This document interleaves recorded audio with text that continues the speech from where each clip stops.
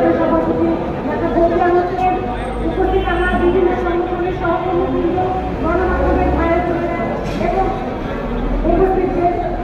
পথচারীবৃন্দ, আমরা প্রতিদিন প্রতি মুহূর্ত বাংলাদেশে নারী মর্যাদা, নারী নিরাপত্তা, নারী মানবাধিকারের কি অবস্থা সেটা আমরা প্রতিদিন প্রতি মুহূর্ত আমাদের চোখে আঙুল দিয়ে দেখতে দেওয়া হচ্ছে।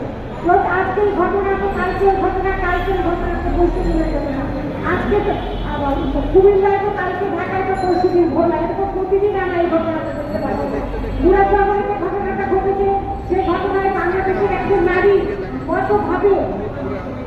সে নির্যাতনের শিকার হতে পারে, সহিংসতার শিকার হতে পারে এবং তার কি কনসিকুয়েন্সেস হতে পারে, তার কি ফলাফল হতে পারে সেটা আমরা পরিষ্কার দেখতে পাচ্ছি।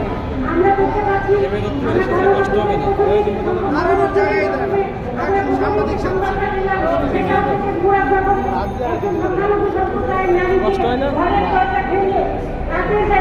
যখন সেই অঞ্চলের অনেকেই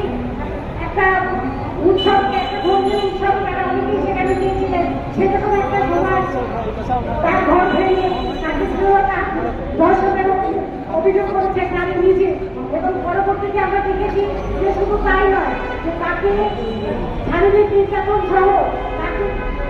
লক্ষ্য করে বিভিন্নভাবে তার ভিডিও ধারণ করে গণমাধ্যমে ছড়িয়ে দেওয়া হয়েছে, সামাজিক গণমাধ্যমে ব্যাপক করে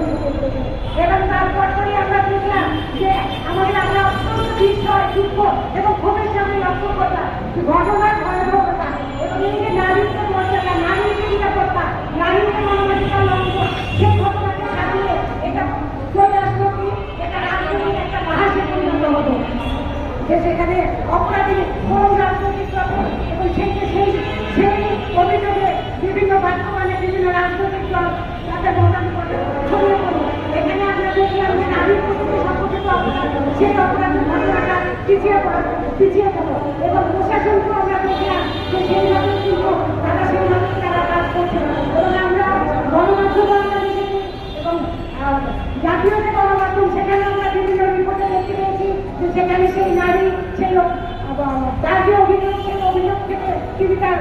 অভিযোগটা তুলে নিতে চাচ্ছেন এবং মামলা করতে চাচ্ছেন না। এবং আমরা এটা জানি যে কি পরিস্থিতিতে একজন ভুক্তভোগী নারী প্রথমে তিনি মামলা করতে চাইলো, অভিযোগ দায়ের করতে চাইলো, পরবর্তীতে কি পরিস্থিতিতে, কি চাপের মুখে, কি ভয়ের মুখে, কি বিপর্যয়ের মুখে মামলা তুলে নিতে চান এবং অভিযুক্তের বিচার তিনি